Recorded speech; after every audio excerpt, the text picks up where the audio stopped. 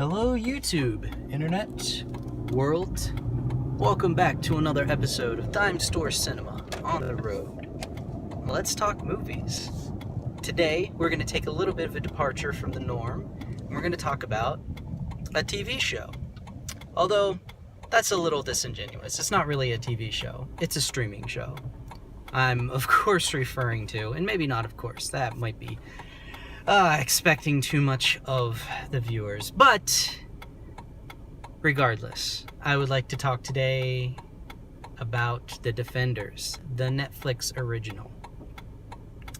This recently dropped, I think just last week, and I somehow managed to find the time to watch it. And the reason I wanted to talk about this, I mean, one is because it's current, and I very rarely get to talk to you guys about current things. But then also, I'm a little disappointed, and that typically doesn't bother me or warrant a video being disappointed with something. Although, I mean, it suggests that I have an expectation for it, which is not often that I have high expectations for anything. But each of these characters individually I really liked, with the exception of Iron Fist. I thought Iron Fist was a little weak in the individual shows. So that's why my expectations were somewhat high, is the fact that the individual shows were really good, and I very much liked them. And even with Iron Fist, which I thought was the weakest, it had its moments of entertainment. It had its moments of being very entertaining, despite my problems with it, which I'll get into with this review as well. Defenders.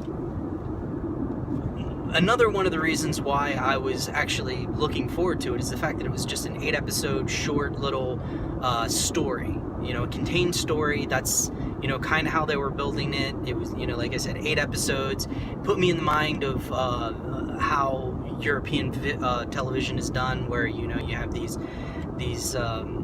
short seasons that are contained. And I really like the way they do that. I like it so much more than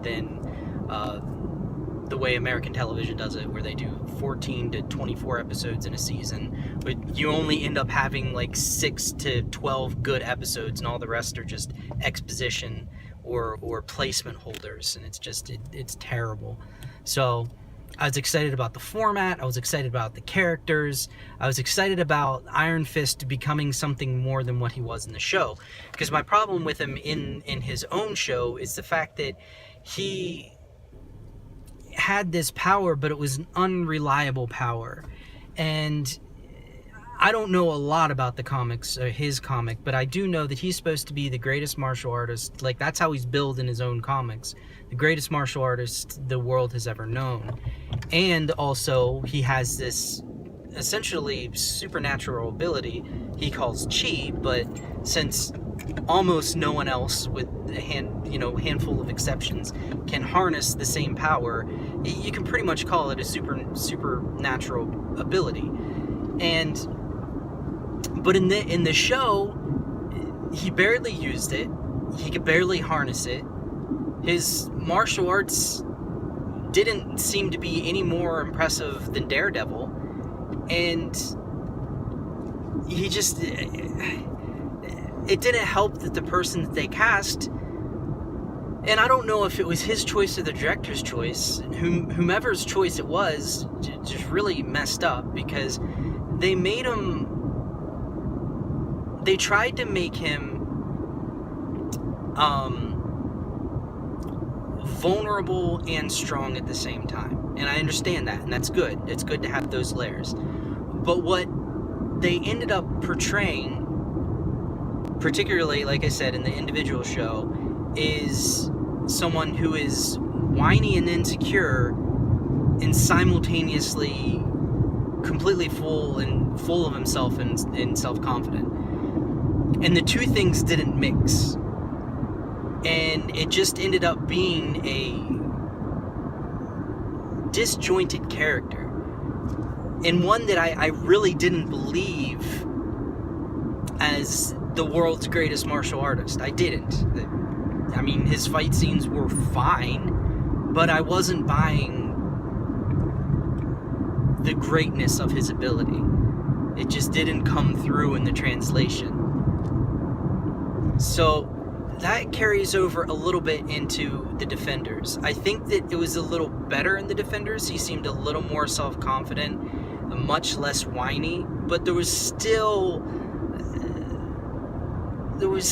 this underlying thing with him. I think it's just the actor, where I wasn't buying his abilities. I wasn't buying his power. They really needed to cast someone who had a much stronger presence, someone who I can really buy as being this amazing warrior, the likes of which the world has never seen.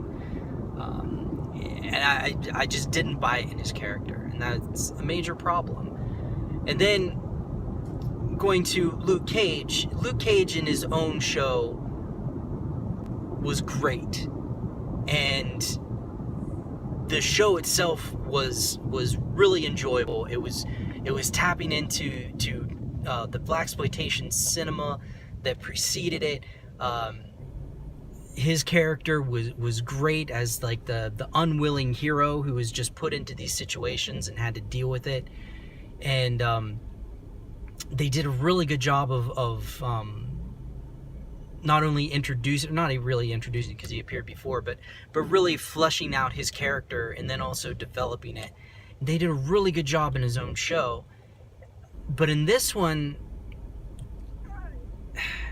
he seemed to be more of an anchor holding the team back than actually progressing the story.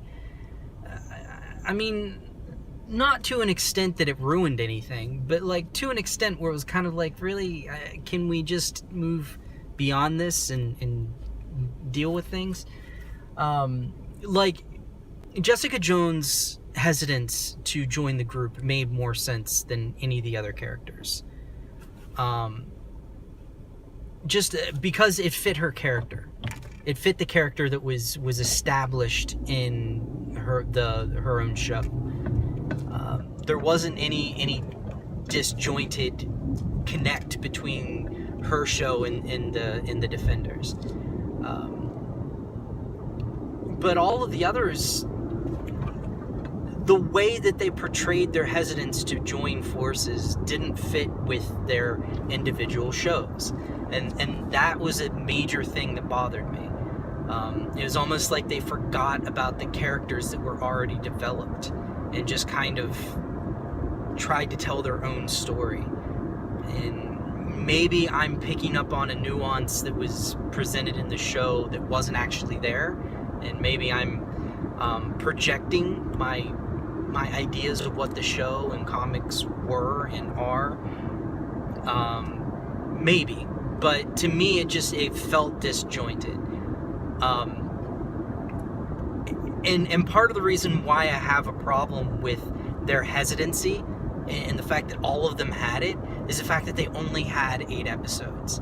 Like, I would understand if they were doing like a 12 or 14 episode series to try to drag things out, to give everyone their own story within the story and then have them all come together. But when you're doing 8 episodes, and one of the reasons why that system is so good is because you can jump right into the action, and you cut out all of the unnecessary stuff, and you just go straight into the story. You tell the story, and you tell the action, you show the action. That's why it typically is more engaging, because you don't have these annoying subplots that are unnecessary. And so much of their hesitance was that, or felt that way. It just felt unnecessary. It's like, I want to see these people working together and just having these amazing moments of investigative work. You know, have them work together to solve a problem. Have them work together to fight these people. It just felt like they were never together except for when they were fighting. And I didn't want that. I wanted there to be some type of camaraderie, even if they found a way to force it by external circumstances, which they do, but there's still this hesitance. And it bothered me. I wanted to see them all working together in a lot of different ways, not just in fighting people. Because the fight scenes are great, the choreography is great, but that's not all there is. Like Jessica Jones, one of the reasons why that show was so great is there was so much legwork that she put into it. There was a lot of investigation. There was a lot of character building. There was a lot of getting in the mind of all the characters. And then also with Daredevil, one of the reasons why that show was so good was because there was more to it than just the fighting. There was, it was mixing this whole idea of like the lawyer-based dramas, like a Grisham type story or something like that. And that's one of the things that made it so good. You had this, and one of the reasons why the original, or like the 3 original shows were so good, and it lost its way with Iron Fist, is they all had their own format. You had Daredevil, which was the courtroom-based drama that also had really awesome martial arts and fighting. And then you had Jessica Jones, which is like the gritty, underbelly New York City private eye story. And then with Luke Cage, like I said earlier, you had the really cool blaxploitation film feel to it. And like they all had their theme, and it was great, and it really made these stories, these superhero stories, more than just superhero stories. They turned them into like genre pieces. They were fun. But like I was a little concerned about the Defenders once I saw Iron Fist, because they went away from that. They went away from the genre, the genre film, and they just did their own thing. Like Iron Fist would have been so cool if they would have made it like an homage or a throwback to like old kung fu movies, like, or even samurai movies, like bring in influences from like Ichi the Killer, or like some of the old Jackie Chan movies like Drunken Master or something like that. It would have been so cool, and it would have added an element that show needed. And once again, I think it would have helped also to cast a different guy. And I don't want to crap on him, because he's not a bad actor, he's just not good for that part. But and that's another thing that happened with this show, is they didn't have that genre that to attach itself to. And part of that, I understand why they couldn't do that, because they're joining everything together. But they're just kind of doing the genre, the superhero genre, because it's turned into its own genre, like it's its own thing now. But it's I don't know, it just didn't have the fun to it. But that it could have had. That Daredevil and Jessica Jones and Luke Cage had. But once again, I mean, that's not the biggest problem. The biggest problem with it was how disjointed it was. And then, on top of it being a little disjointed, is the camera work. The camera work in this show drove me insane. Oh my gosh. They did so many 360 shots that I just wanted to stop watching it. They did so many 360 shots. It was ridiculous, and it was always during scenes that didn't warrant it at all.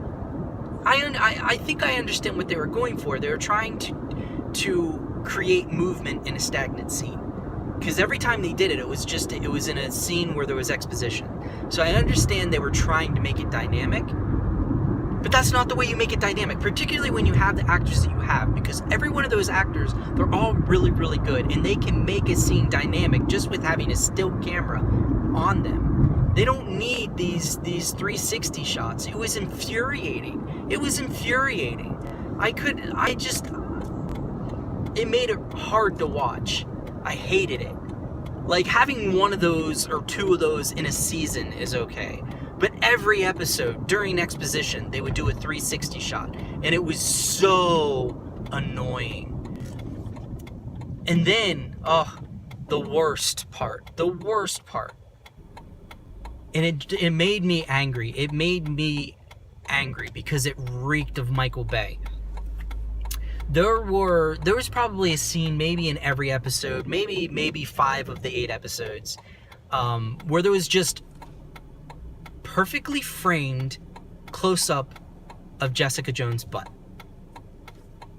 Unnecessary, out of nowhere, just for some reason the director, the editor, and the cinematographer thought, yeah, we'll just have her butt perfectly framed in this shot. For no reason. It was awful. I mean, like I said, it reeked of Michael Bay, although Michael Bay probably would have had her wearing short shorts or a mini skirt because he's creepy. But I don't know if it was intentional, because I mean it wasn't gratuitous. It just looked like bad filmmaking. It was weird. Like I don't know what they were going for. But for some reason, like every time there was a low angle shot where she was walking into frame, it would just perfectly center her butt into frame, and it would stay there for 3, 4, 5 seconds, like enough to where it was noticeable, but not enough to where I think they were trying to maybe not seem creepy. It was just weird. Like it was a weird choice. Like I don't understand why they chose to do that. It was confusing to me. So like that, coupled with the ridiculous number of 360 shots, just made me feel like this cinematographer or director or whomever they got just didn't know what they were doing, or had notes on what they were supposed to do, and just they were terrible notes. I don't know what it was, but it really took me out of this movie, or not movie, but this show. I don't know, guys. Like, going from Daredevil, the first season, and even the second season, but the first season in particular, going from that to what I watched this past weekend with the Defenders, like, I don't know what happened, but they have some work to do if they want to keep making these shows. Like, they fell off the rails, I think. You know, there's something going on there. Now, I don't want to be only negative, because it's not terrible. It's perfectly entertaining. I think most people will watch it and not really notice the things that I noticed. Maybe not know most people, but some people I don't think will notice what I noticed, because not everyone watches movies and shows the way I watch them. So I mean, and there's plenty in here to entertain you. I'm sure my dad will like it a lot. I'm sure he'll enjoy it, and I'm sure people who watch movies the way my dad does will like it too. And so I don't want to bash it. I don't want to spend all this time bashing it. And I mean, Chris Stuckman, who is a reviewer that I very much respect, he reviewed it, and he had some negative things to say about it too. Not as negative as me. He gave it I think a B- in his scoring system, which is a better grade than I would have given it. I would give it a C, which is average. So I mean, I don't want you to think that I'm failing this movie or this TV show. I don't want you to think that I think that it's the worst thing that's come out in recent history, because it's not. It's perfectly entertaining. The reason I'm saying these negative things is because I did have expectations for it. I was expecting the same quality of filmmaking or show making that I saw in Daredevil and in Jessica Jones and in Luke Cage. I was concerned that it would be more on the level of Iron Fist, and unfortunately, it was more in line with Iron Fist, which is definitely the weakest of the shows. But once again, it's entertaining. It's not terrible. I think people can watch it, binge it, and enjoy it. I will say that I think that it would be more enjoyable to not watch it all at once. I think if I had watched one episode a week, I might have enjoyed it more. Just because, once again, like I said, these things that annoy me, like these 360 shots and these close-ups of Jessica Jones' butt, spaced out over the course of 5 to 8 weeks, I might not have noticed it as much. But watching it all together and seeing all of these things as one, I think maybe is why I noticed it so much. But once again, not trying to be too negative, but just voicing my concerns because of where this universe started with Daredevil and where it is now. From an A+ to a C. It's unfortunate. But yeah, I know I didn't really talk about the story or the plot too much, which, I don't think I need to, really. I mean, it's a superhero story. It's kind of like the street level Avengers. It's dealing with the Hand again, which, if you've watched any other shows, the Hand is involved with New York. I was sad that the Kingpin didn't make a reprisal. He did not, which was unfortunate because he was one of, if not the best character in all of the shows. But as far as the story goes, it was a decent story. There were some aspects of it that were some holes, but nothing major. Like I said, it was just an all-around okay show. Like I said, C, all around. I don't think there was anything that would get more or get a higher grade than a C. Maybe some of the fight choreography was pretty good, but yeah, it was just decent. And I'm sad to say that. I was really hoping for something really good.